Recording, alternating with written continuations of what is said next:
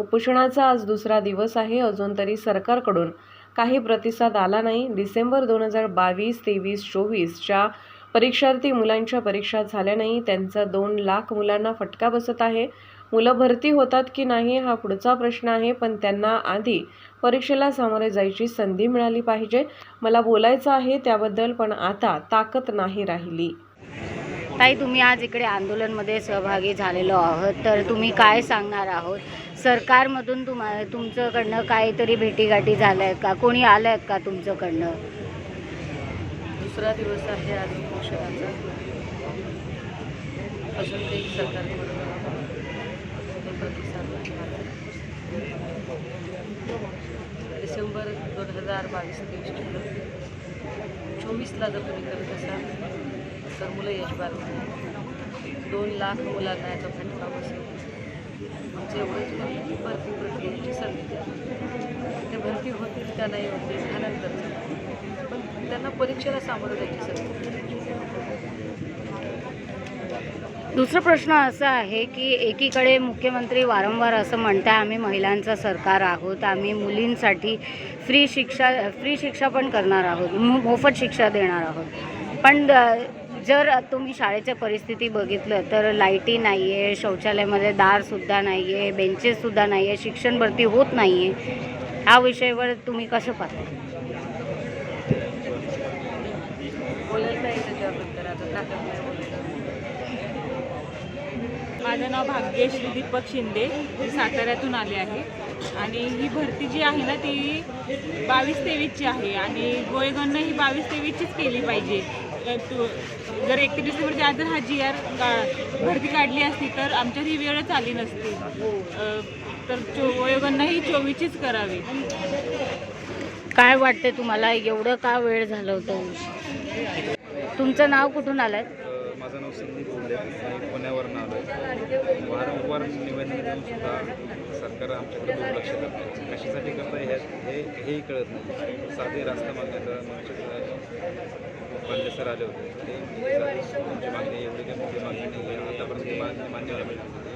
गेल्या 8 महिन्यांपासून आम्ही 288 आमदार, 48 खासदार, राज्यसभा सदस्य असू द्या, विधान परिषद सदस्य असू द्या, सगळ्यांकडे वारंवार मागणी केली. अक्षरशः मुख्यमंत्री साहेबांना जर आम्ही 8-9 वेळा भेटलो असं, फडणवीस साहेबांना आम्ही 2 वेळा भेटलेलं आहे. मग आमच्या नक्की अडलं कुठे हे ते सांगत नाही. बरं, त्यांनी आता आम्हाला नंतर गाजर दिले, 9,000 भरतीनंतर आम्हाला संधी दिली. जर 9,000 संधीमध्ये आम्हाला जर भरती संधी जर ते देऊ शकतात तर मग आता का देऊ शकत नाही याचं उत्तर त्यांनी अजूनपर्यंत दिलं नाही. टेक्निकल प्रॉब्लेम, असे कुठले टेक्निकल प्रॉब्लेम? भरती जर 22-23 आहे मग आमचे वय त्यावेळेस सगळ्यांना जावं. आता ही मुलांनी फॉर्म भरलेले आहे, त्याच्यावरती क्लिअरली उल्लेख आहे 22-23चा. मग यांना प्रॉब्लेम काय नक्की? हे जर आम्हाला म्हणतात की तुम्हाला पुढच्या परिस्थितीमध्ये तुम्हाला समावेश करून घेऊ, तुम्हाला संधी देऊ, तर माझं त्यांना आव्हान आहे की ज्याप्रमाणे आम्हाला. आज तुम्ही इकडे आंदोलनमध्ये सहभागी झालेलो आहोत पोलीस भरतींसाठी, तर काय सांगा? 2022-23ची भरती आहे मॅडम.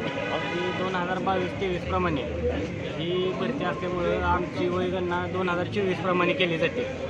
मग असं का? असं कुठल्या जारमध्ये लिहिलेलं नाही की बाबा 2024 प्रमाणे ह्या पोरांचं वय पकडावं. आणि ॲक्च्युली जार निघताना 2022-23 असल्यामुळे ही भरती काय कारणास्तव सरकारच्या हलगर्जीपणामुळे पुढे गेली. त्यामुळे आम्ही ह्यातून एजबार झालेलो आहे. आणि 23 डिसेंबर ते 31 डिसेंबर या दरम्यान त्यांनी फॉर्म भरून घेणार होते, पण फडणवीस साहेब अधिवेशनात बोलले होते 2022-23ची भरती असल्यामुळे आपण अगोदर पोरांची वयोमर्यादा उलटून जाऊ नये म्हणून अगोदर फॉर्म भरून घेऊ, नंतर वाटल्यास तर परीक्षा घेऊ असे बोलले होते. पण अद्याप त्यांनी त्यांचा शब्द पाळलेला नाही. मग 2022-23 प्रमाणे वयगणना कशी करते?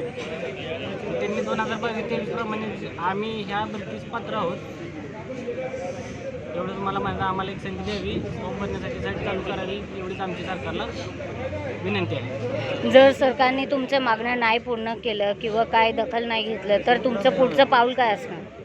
मॅडम, असं होईल की जर सरकारनं जर आमच्या अटी मान्य केलेलं नाही तर कसं आहे, विद्यार्थी मनातून खचून जाईल, आत्महत्येचं प्रमाण वाढेल. आणि त्यातमध्ये सरकार म्हणजे पावसाळ्यात भरती घेते.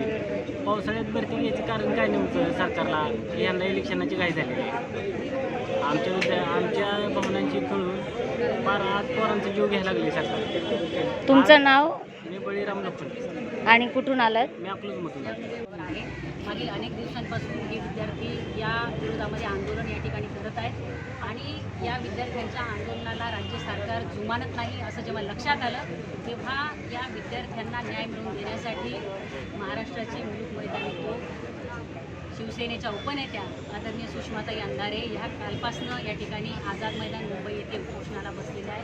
खरं म्हणजे राज्य शासन एकीकडे आव आणतं की आम्हाला रोजगार द्यायचा, एकीकडे आव आणतं की आम्हाला या राज्यातल्या महिलांची काळजी आहे.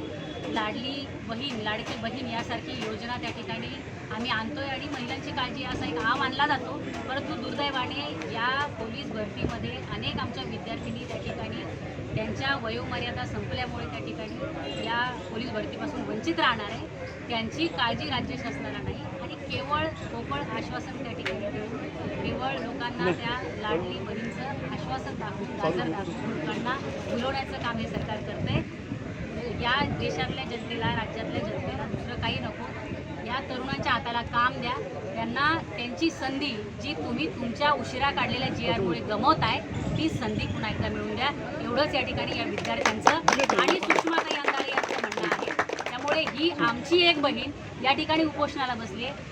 आज या बहिणीचं या ठिकाणी ऐकलं नाही गेलं, या बहिणीचं गाऱ्हाणं ऐकण्यात नाही आलं, या बहिणीला जर न्याय दिला नाही गेला आणि आमच्या पोलीस भरतीसाठी या ठिकाणी असलेल्या अनेक विद्यार्थ्यांना, विद्यार्थिनींना न्याय नाही दिला गेला तर अनेक महिला, शेकडो हजारो महिला या ठिकाणी, शेकडो हजारो बहिणी या राज्यातल्या या ठिकाणी उपोषणाला बसतील. त्याची वाट राज्य शासन पाहत आहे.